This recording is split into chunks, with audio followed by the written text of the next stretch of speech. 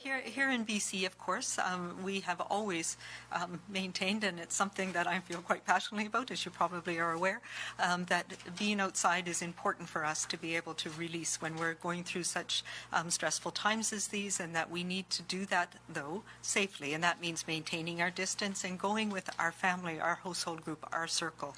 As we're moving into the next phase of this, we need to consider each of us and our own family, how we want to and how we can expand our circles, but doing it in a way that is safe. So that does mean, yes, we might be able to connect with others in a way that we haven't been able to do in the last little while. But we need to be thoughtful about it, because the more groups and people that we have connections with, the more chances are that we might transmit this virus. And so we need to be careful about our own situation.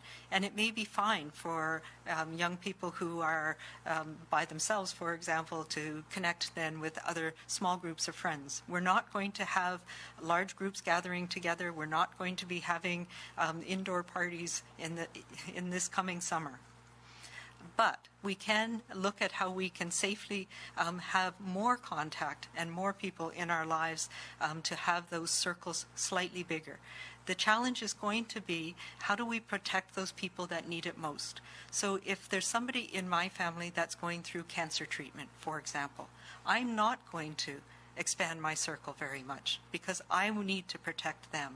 So if I'm going back to work, then I need to be careful about things like going outside and meeting with others. Even outside, we know that the safe distance protects us, but we need to make sure that we are maintaining that, and so that we don't bring somebody home, something home that might affect somebody who's more vulnerable. And I've said this before, it's going to be a challenge for us.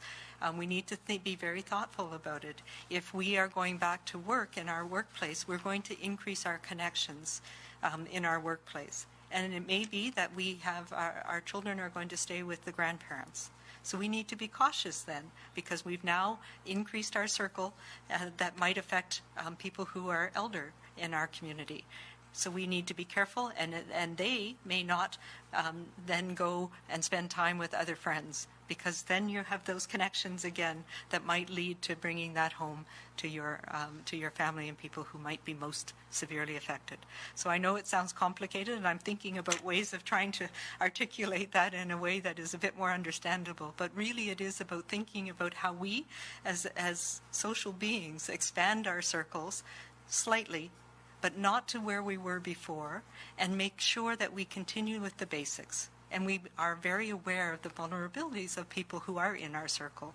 So it includes continuing to wash our hands regularly, continuing to maintain our safe distance, and particularly when we're at work, when we're in going shopping in the grocery store, making sure that absolutely we stay away from others. If we're sick ourselves, or if our children are sick, that we stay home, that we don't go out, even outside, and connect with others.